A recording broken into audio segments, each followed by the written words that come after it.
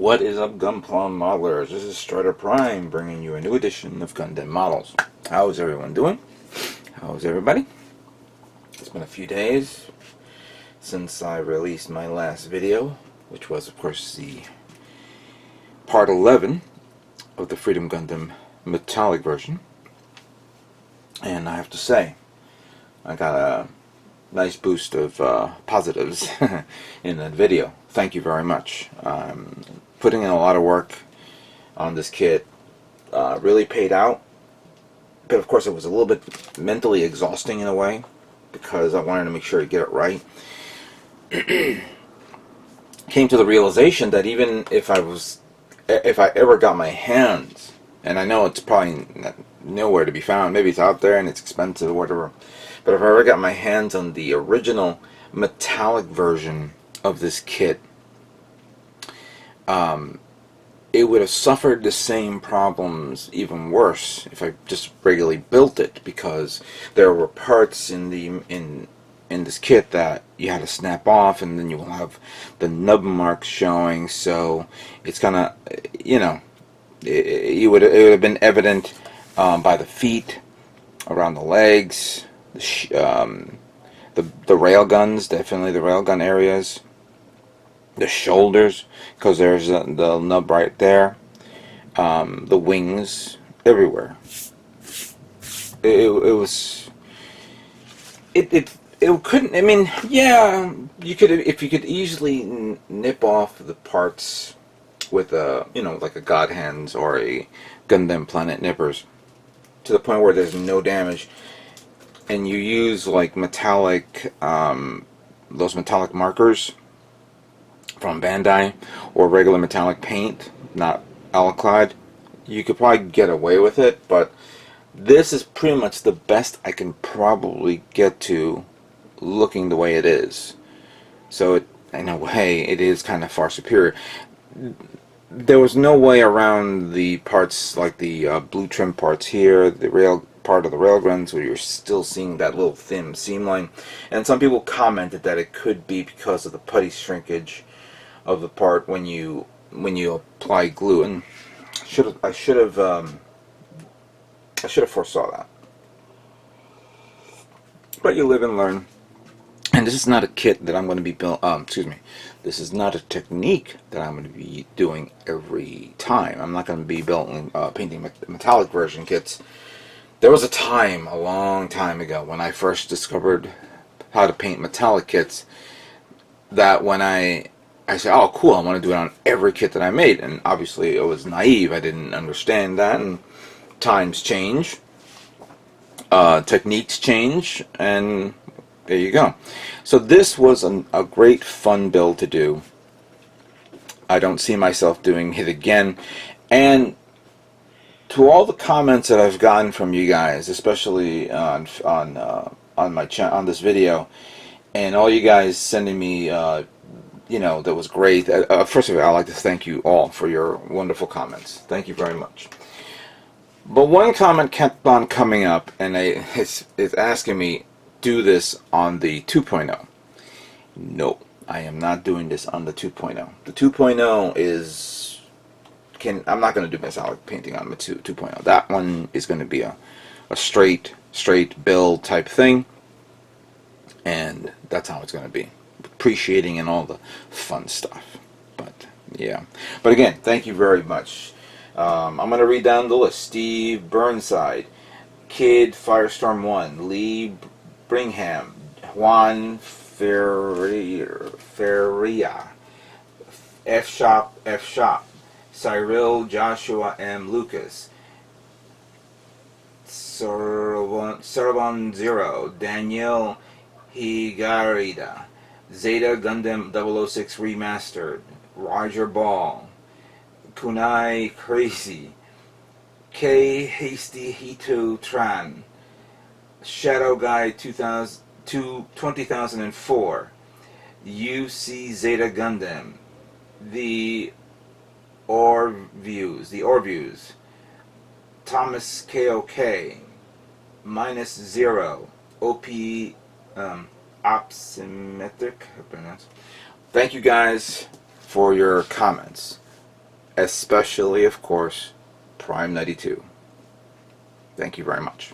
But I wanted to focus on, of course, the Shizuoka show, which passed last week. I wanted to get this kit done early so I can review it. I was actually considering doing a live stream, but because of the build, that prevented me to doing that. And another reasons why I didn't do a video like this is because I was in the middle of rearranging my room. I had to move certain things, gain access to my gain access to the window so I can put a new air conditioner in. The old air conditioner I had was very old, taking up a lot of juice.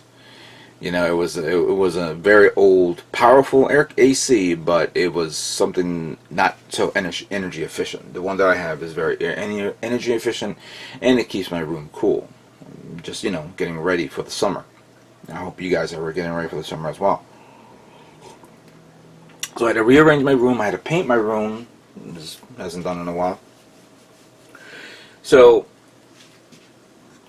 it's something that I had to do. Once everything was done, once everything was stabilized and all that stuff, then I can begin, you know, doing what you guys want me to do. But now I can talk about the Shizuoka show, and let's talk about the major announcement, which we all know, the real grade Sinanju. Now, I have never purchased the high grade version of the Sinanju. I have the master grade version, the OVA one, not the Katoki version,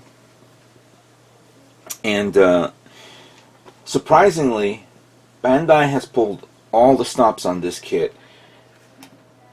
We don't have to worry about doing a reverse wash with the gold trim parts. It's now 2-layer parts, one on top of the other, so the gold shows out in the prefabricated black parts, so it looks good. Of course, you could do that if you want to, like, leave, you know, don't want to paint it. But if you want to paint it, obviously, you clean it up and whatever. And there are those out there who are probably going to either strip out that gold. They'll probably do that. Strip out all that gold, laminate it, or you know, eleclad it, and then so it could be a lot more brighter or a different tone. I have a feeling that's probably going to happen because even though the pictures show a nice shiny sheen, remember, when the part is molded in gold, it has that weird swerviness look to it during the molding process, and you see that on every model kit. It doesn't have to be Gundam kits; it could be any model kits. So that could be a challenge to the point where maybe you have to go in and wipe it off or sand it down, prime it, give it layers of color, so that way you can get that nice, you know, solid tone color. Of course, pretty much the elephant in the room was the full armor Gundam from the Thunderbolts OVA series in master grade form. Now, we already knew about that was coming out, and obviously they were also talking about the Psycho Zaku, which is coming out in the fall. Whether it's going to be September, October, November, who knows? Maybe December. But this guy is going to be interesting to see, considering how big it is with all of its armor and weaponry. This is the most unique kit to see because all the armor has a gimmick on its own. You know, parts opening up to showing off missiles and whatnot. This pretty much puts the heavy arms to shame in its uniqueness of showing off all the missile spams, you could say here. I was never a big fan of how the thrusters look on the shoulders, but you know, it is what it is. I do like the 4 shields that you can put on this kit. Right now they're only showing off 2, and another picture showing off 3, and I believe there's the one where it's in a case where lightning is, you know, simulating the area of the sector where the Gundam was stationed. It had the 4 shields on it. So I definitely like to get this and put the 4 shield combo on this kit. I don't think of it as going to be a back-heavy kit, considering the amount of weight that's distributed on the arms with the main cannon and the missiles, and the shield. Because if the arms are folded to the front, and then you have the shields on the sides, and then you have the thrusters in the back, it should even out the balance. But I believe this kit will come with. Oh yeah, that is. It is coming with a stand. So for those of you who want to keep it like this, stationary, you have to remember how to pose it, but you have the stand, so you don't have to worry about it. So that is going to be an interesting kit to get. It's going to come out this summer, surprisingly. It's going to be quick. There's a lot of new kits coming out quickly. Nothing that's going to be coming down the road. The Hyokushiki High Grade Revive. I'm actually interested in getting this kit. I've never purchased a Hyokushiki before, not even the classic Hyokushiki from the 90s. And I never got into purchasing the Master Grade, both 1 and 2.0 version. But this one looks interesting to get. Now that I've kind of figured out what to do with this, I may be applying it on the Hyokushiki. And I can imagine there are people out there who are probably saying the same thing as well.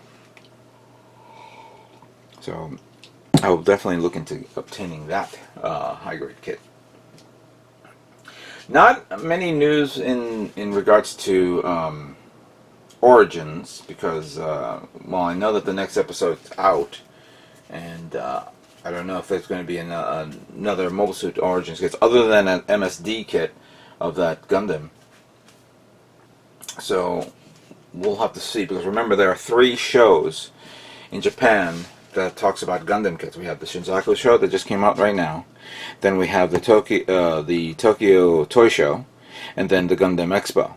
So let's see what they have in store for us soon.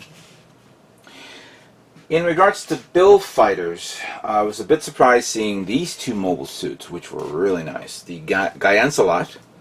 I really like this. At first I thought the Argygon was going to be the most unique version of the Lancelot, but the Gyan. But this one, definitely, I like its overall design. This was actually one of the few photographs that was shown on Gundam Guy, where I was like, "Whoa, you got to be kidding me! That looks amazing." Same holds true to the ZZ2 mobile suit. At first, we thought that it was the Zeta 2 Gundam, but no, it's Zeta Z. So that'll be interesting to see this one. And then, of course, they throw this cute little petite panda guy type toy. You know, somebody's going to take this kit, the more existing kit that's out there, and then just repaint it the way it is. But it is what it is. It looks really cute, so get it, guys. Get it. For those of you who want it. So other announcements, of course. There was this red mobile suit which had no name on it. When it first came out, it had the HCBF insignia.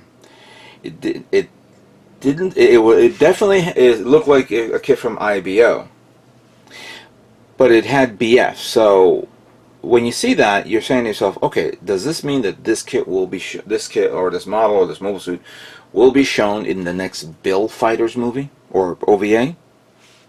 But I was told that it could be based off a manga, so we'll have to keep an eye on that.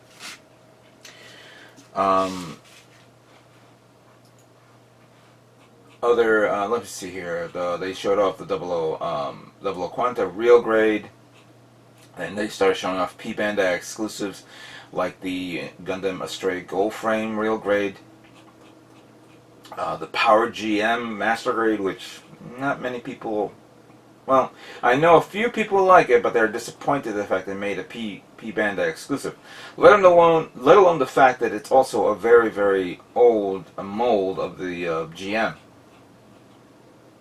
We are aware that they're going to be releasing the Kamaris Trooper in 1/100 scale. That one, I was originally going to get the regular Kamaris Gundam at 1/100 scale, but I stopped myself and I said, you know what, the Trooper should be more. I like the Trooper better than I do with the regular Kamaris.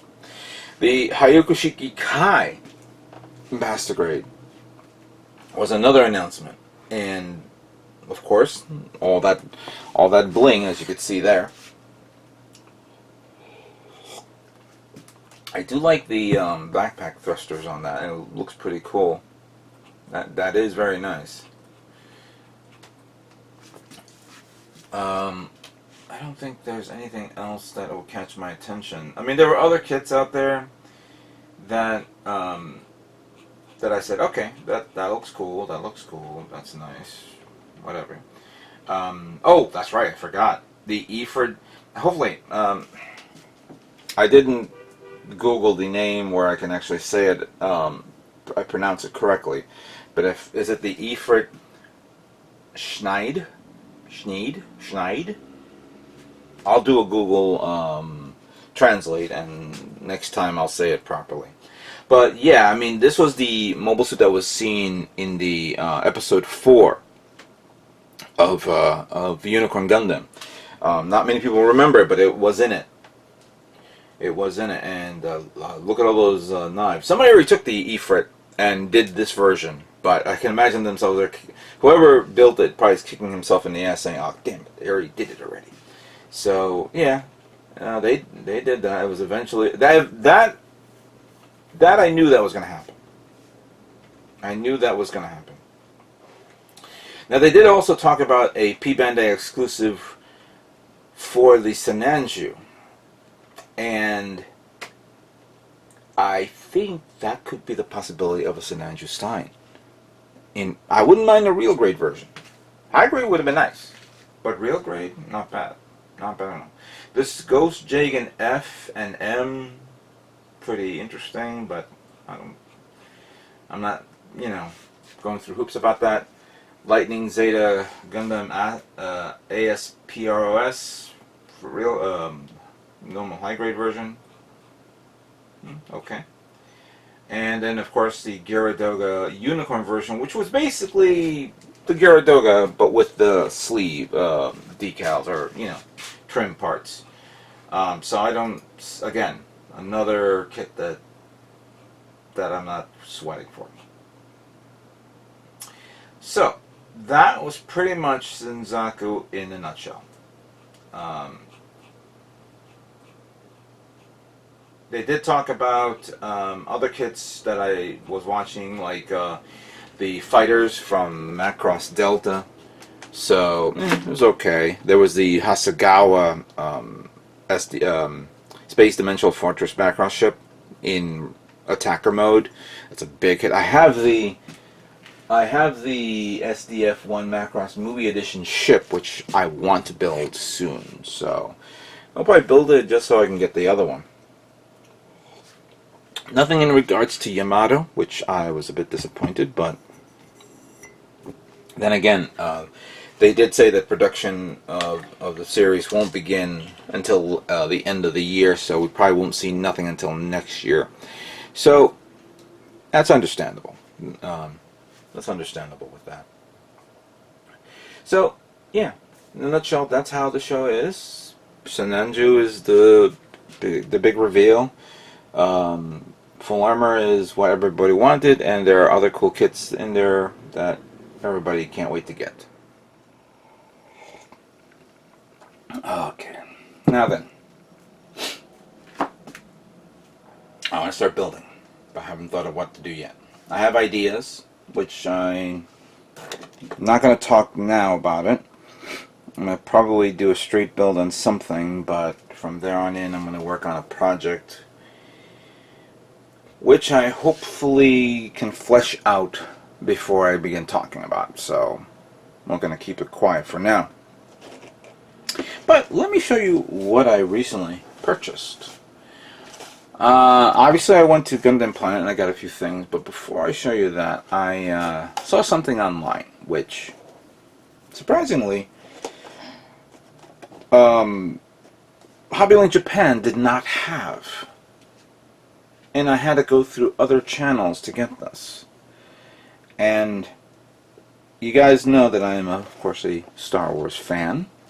I built 2 Star Wars kits already. I would like to do another Force Builders video. And when I purchased this, I said yes. And then, of course, I'm looking at it right now, how the size of this is, and I said, whoa. So let me just show you what I recently got. Bandai's Star Destroyer from the Star Wars line. This is kind of like a Mecha Collide type kit. Look how small it is. It's Mecha Collide. Hold on a second. I have a Mecha Collide kit here someplace. I actually, no, correction. When I was moving a lot of things around, I put them all away. So I was gonna have one out to build for shits and giggles, but I must have put it away. But yeah, this is a cool little Mecha Collide ship. And I've seen people build this, and I want to do my own. By the way, there's a video online where they were talking about the Bandai, of course, has the contract of molding all the Star Wars kits. And there was a short, maybe 2-second, 3-second moment where they were showing a prototype of the Star Destroyer, but it had to be about the length of this table. Or no, of this mat, so it's a big scale. I don't know how big it is, but I would definitely love to get that one. But for now, I'm content with this guy. Oh, for those of you who, I didn't pay 20 bucks. I paid $5 plus 4 shipping. This was on eBay. So, yeah, got this guy. And I'm kind of content with this a lot. Can't wait to try it. Now, Gundam Planet. I picked up a lot of things from Gundam Planet, and one kit that I do believe I have to the side. Let me see if I still have it here, because I did clean up my room and I moved a lot of things around, and then it looks like oh, here it is. There it is.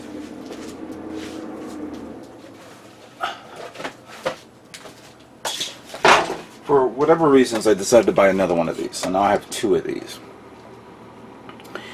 And I thought of an idea for this, or the weaponry. So I got 2 of these guys. Now, I picked up this from Gundam Planet. The Grey's Eins from IBO. Surprisingly, this box is not as big as any of the other boxes. I was assuming because it was the, since this mobile suit was huge, bigger than the other mobile suits, the box was going to be bigger. But no, it's actually the same size. Then you realize it is kind of like a thin mobile suit. It's big, but it's thin. It's not fat like the Manrowdy or the Gusian. So it's understandable for this. So that was okay. I'll pick this guy up. Actually, let's move these guys away because I need to make room to show you the ones I did get. So I was on the fence of what to get. I was thinking of either getting one or the other, but I decided to get both. So we're gonna adjust the camera a bit, and I got this, the Grim Gertie, or is it Grim Gird? I said Gertie, but Grim Gird, 1/100 scale from IBO. I have to admit, I love this mobile suit. I really do. Surprisingly, not that much of this mobile suit was shown in IBO, other than the last 2 episodes, and of course in between the season, the season. But I really liked its it holding up the 2 swords. Not a big fan of the weird Zaku Zaku 2 like beam machine gun, or beam machine gun, machine gun. I forgot there's no beam weapon there. So yeah, I was actually thinking of getting the grays, but then I said, you know, this one is kind of like the grays, kinda, I guess. I don't know, but yeah, I like this, and I got it. Of course, when I got this, I said I have to get this guy, and many of you guys are thinking what I got, and no, I did not. I got this, the Ifrit Custom. Come on. Now I got two 100 scale kits, both of them holding two swords. And this guy is pretty much no exception. Look at this. Holding up its two swords like that. No beam weapon or projectile weapon other than the missiles on its leg. But still, this is pretty badass. I only have two RE kits now. This and then the what was it? The Mark III, which I haven't built yet. But I think I want to work on the Reborn's 100 version. Actually, all right. Let's put this to a vote. Which one of these two kits do you guys want me to build? And when I mean build and paint. Should I build the Ifrit first, or the Grimgird? Just document below which one you think I should make, and within a week, I'll begin working on one of the two kits that you guys suggest I should make. So, yep, this is pretty much all the cool things I've got. I hope you guys enjoyed it. No, I'm sorry, I didn't buy the Freedom 2.0. That will wait. That will, because that's a project in its own. But these guys, well, in reality, it's a project in its own for these two guys as well. But yeah, that will wait. So I'd like to thank you guys all for watching this video. I hope you guys enjoyed the build of the Freedom. Came out pretty good. And what can I say, but stay tuned for more Gundam models yet to come. You guys all have a great day.